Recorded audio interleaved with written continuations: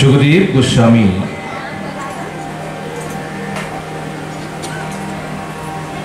তিনি विस्तार पूर्वक वर्णन करलें स्वयंभुव मनुर वंश।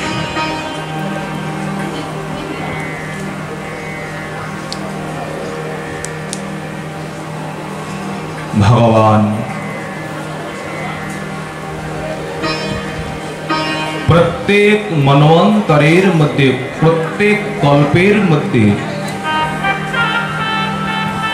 भगवानेर कोनो ना कोनो अवतार हয়েই থাকে। একটু হালকা একটু দাও না, মনিটরে দাও, মনিটর ওদিকে দাও, এখানটা বাড়ি দাও।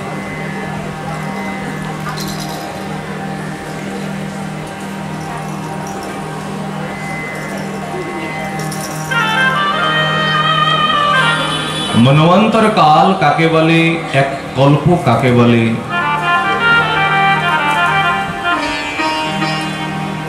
शास्त्रेर मध्य वर्णन करलें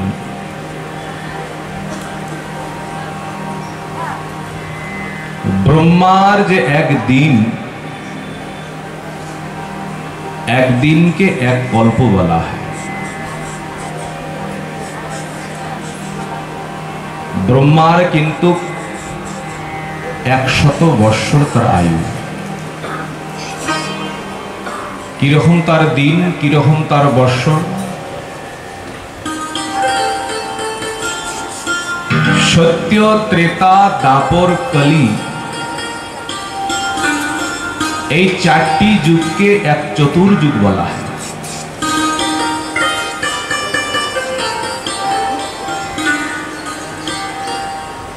एकात्तर बार चतुर्युग समाप्त होले एक मनुर राजत्व समाप्त हुए। एकात्तर चतुर्युग जे समय এই সময়কে বলা হয় মন্বন্তর কাল। মনুর এক রাজত্ব।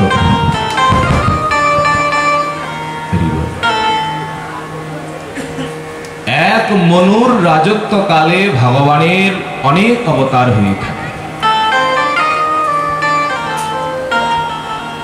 এক এক যুগের মধ্যে ভগবানের এক এক অবতার।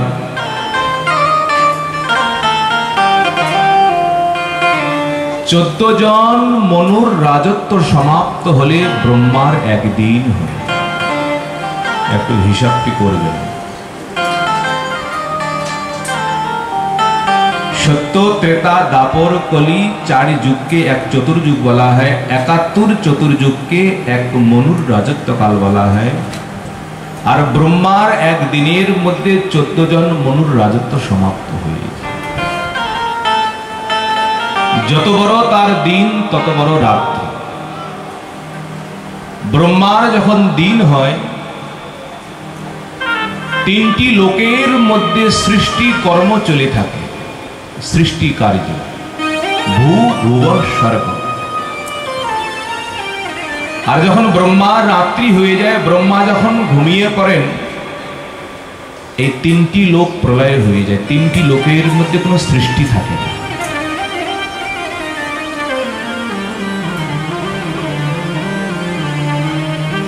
ব্রহ্মা আবার জাগৃত হয়ে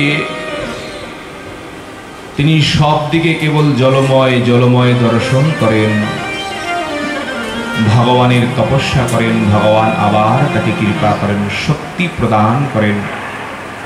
ভগবানের শক্তিতে ব্রহ্মা শক্তিমান হয়ে আবার তিনটি লোকের মধ্যে ব্রহ্মা আবার সৃষ্টি পরিপূর্ণ করেন।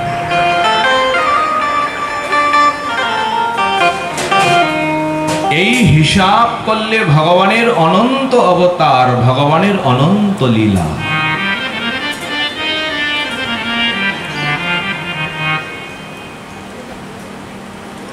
প্রত্যেক কলিযুগের মধ্যে স্বয়ং ভগবান গৌরহরি তিনি অবতীর্ণ হন।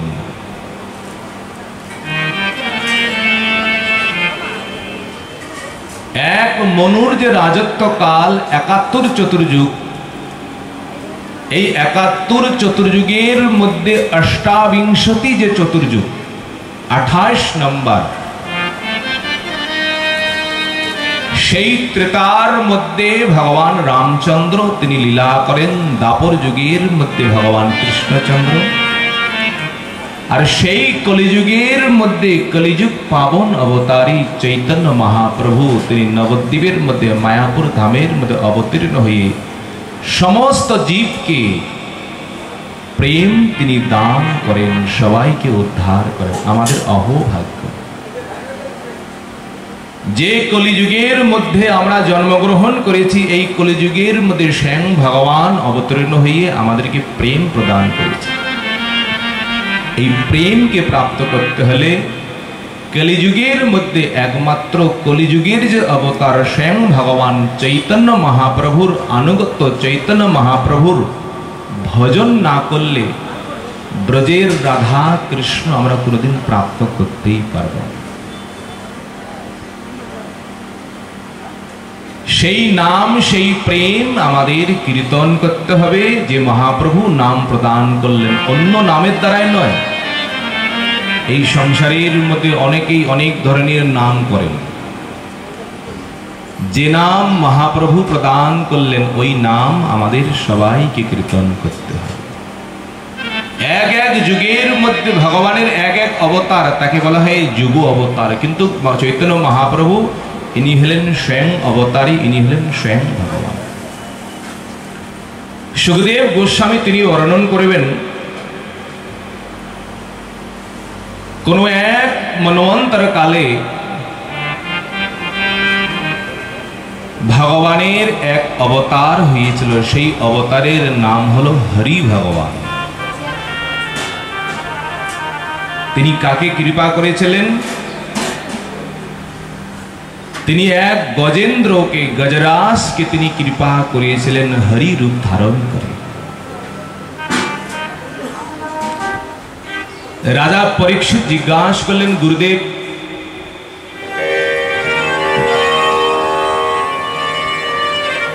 গজ মানে হাতি, হাতিকে কি করে উদ্ধার করলেন, কারণ কি? সুখদেব গোস্বামী এখন বিস্তার পূর্বক তিনি বর্ণন শুরু করলেন। শ্রী শুক উবাচ आसीद गिरिवरो राजन् त्रिकुट इति विश्रुतः क्षीरोदेनावृतः श्रीमान् योजनायुतमोश्रितः। हे राजन, त्रिकूट नामे একটি পর্বত ছিল। ত্রিকূট, ত্রি মানে তিন, কূট মানে শিখর। এই পর্বতের তিনটি শিখর ছিল। তিনটি শিখর কিন্তু তিন রকমের। একটি হলেন লৌহময়, একটি হলেন রৌপ্যময়, একটি হলেন স্বর্ণময়। যে পর্বতের চতুর্দিকে ক্ষীর সমুদ্রের দ্বারায় বেষ্টিত, চতুর্দিকে সমুদ্র রয়েছে, বিশাল ঘোর জঙ্গল, বিশাল ঘোর বন। বনের মধ্যে কত জীবজন্তু বাস করেন, কত পশু পক্ষী বাস করেন, কিন্তু এই গভীর জঙ্গলের মধ্যে এক গজরাজ তিনি অবস্থান করেন।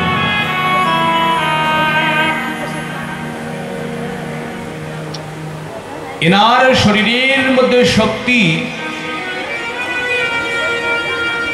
10,000 হাতির বল তার একার মধ্যেই রয়েছে। রাজা যেহেতু, এনার অনেক স্ত্রী রয়েছে, অনেক পুত্র নাতি পোতা, পরিবার মানে অর্ধেক জঙ্গল এই হাতির দ্বারাই পরিপূর্ণ তার পরিবার। তার কত অভিমান, আমার কত পুত্র, কত আমার নাতি পোতা, আমার পরিবার, আত্মীয় স্বজন। এই জন্য এই সংসারের মধ্যে তিনি কাউকে তিনি ভয় করতেন না। আমাকে কে কি করতে পারে। তিনি যেদিকে যেতেন তার চতুর্দিকে পরিবার গমন করতেন। ওই হাতির শরীরের গন্ধ হলে বনের রাজা সিংহ পর্যন্ত পালিয়ে যেত। কি তার বল ছিল! সর্বত্র নির্ভয় হয়ে তিনি বিচরণ করতেন। একদিন বিচরণ করতে করতে হাতির সব থেকে প্রিয় হলো জল, সরোবর। জল পেলেই হলো, সেখানে কত আনন্দ করেন, সেখানে স্নান করেন। একটি বিশাল একটি সেই পর্বতের মধ্যে এক সরোবর ছিলেন। সেই সরোবরের মধ্যে নিজের পরিবারকে সঙ্গে নিয়ে গজরাজ আনন্দপূর্বক সেখানে জলবিহার করছেন।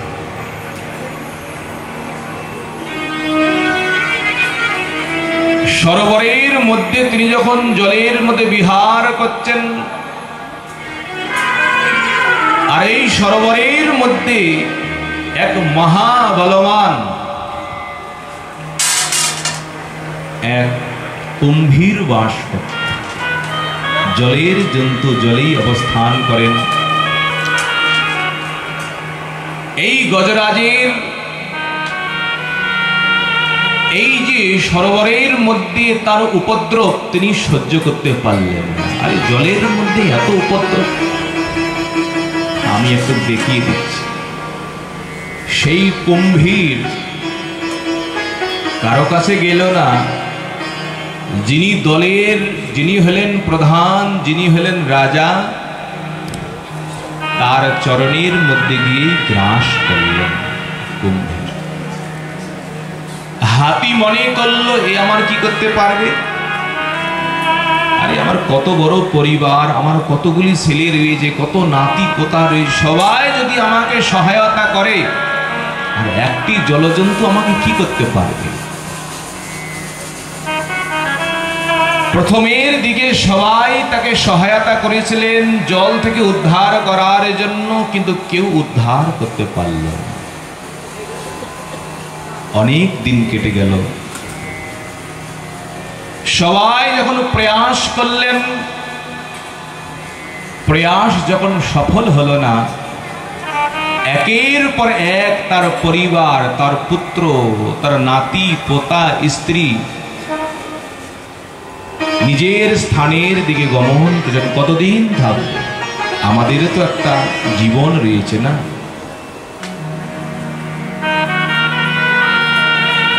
এক এক স্ত্রী সেই গজরাজকে সেই জলের মধ্যে পরিত্যাগ করে তারাও গমন করলেন। কয়েক বৎসরের মধ্যে সেই জলের মধ্যে গজরাজ তিনি একাই পড়ে গেলেন। এইদিকে তাকায়, সেই দিকে তাকায়, কেউ নেই। জলের জন্তু জলে অবস্থান করলেই বল, স্থলের জন্তু স্থলের মধ্যে অবস্থান করলেই তার বল।